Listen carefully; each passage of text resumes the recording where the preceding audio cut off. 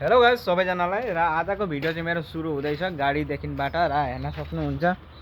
अहिले मेरो गाडीको हालत कुछ यस्तो भइरहेछ र के प्रब्लम हो म तपाईहरुलाई भन्नेवाला छु र यहाँ हेर्न सक्नुहुन्छ अहिले टायर खोलेर चाहिँ राखेको छ र यहाँ हेर्न सक्नुहुन्छ गाइस यसलाई भन्छन् ल्याङ्टी ज्याक र ल्याङ्टी ज्याक भन्छन् सुन्नमा अलिक कमेडी नै लाग्छ ल्याङ्टी ज्याक भन्दाखेरि र हाम्रो नेपाली भाषामा चाहिँ अलिक एउटा हैन नराम्रो नराम्रो पनि हैन अब नराम्रै भन्दा पनि हुन्छ र यहाँ हेर्न सक्नुहुन्छ मेरो पुरा साफ्टिङहरु खोलेर राखेको छ सायद क्लियर छैन होला यति र यो भयो हाम्रो गियर बक्स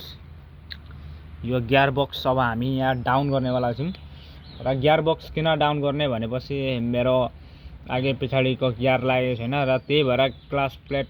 गयो कि भन्ने एउटा डाउट र यसलाई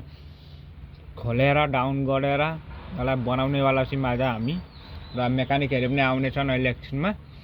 र गाइस आज नभए भोलिसम्म कम्प्लिट हुनेवाला छ त्यो मेकानिकको हातमा छ सबै खेल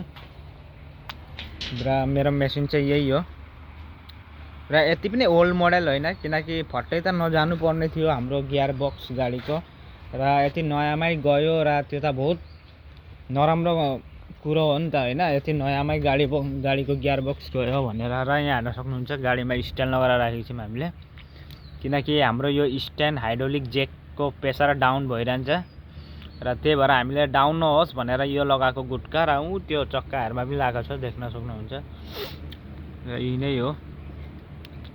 र गाइस अब के गर्नु हैन मेरो चाहिँ डेलीको रुटिन तपाईहरुलाई देखाउने वाला छु र आउनुहोस् के हो डेलीको रुटिन र डेलीको रुटिन भनेपछि चाहिँ हिजो रातिको भाँडाकुडा धुलाउनु बाँकी नै छ भाँडाकुडा धुलाउन बाँकी नै छ र अहिले चाहिँ म भात बनाएर राख्नु पर्यो र अहिले एकछिनमा हाम्रो मोरीहरुले सब्जी लिएर आउँछु भन्दैछन् र थाल चाहिँ हिजो नै टिपटाप पारेर धुलाएको छ र यो चाहिँ मेरो बेडिङ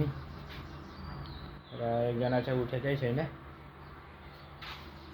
अरु गाइस हेर्न सक्नुहुन्छ बेड यस्तो बढिया बेड छ नि यो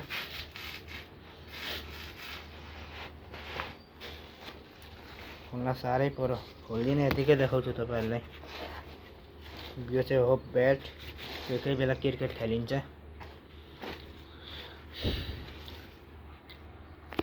र गाइस आजको भिडियो यति नै हो र भेटौँला नेक्स्ट ब्लगमा र आजको लागि यति नै हो।